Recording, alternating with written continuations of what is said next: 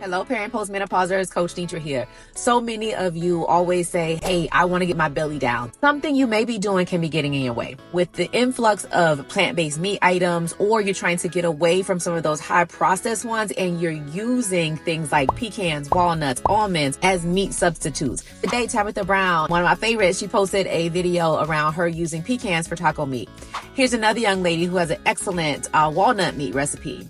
And then you'll see behind me also one, there is a bell pepper and it's filled with almonds. It's an almond meat. But guess what? While all those recipes are healthy, they're excellent, they are very high calorie and very high fat. In a day, many of you will only need to eat 1 ounce of mixed nuts. It probably means that you're eating 2 to 3 servings in a day. And if you eat it for breakfast, lunch, or lunch and dinner, it means that you're at 5 or 6. It's much more fat than you would typically need in an entire day.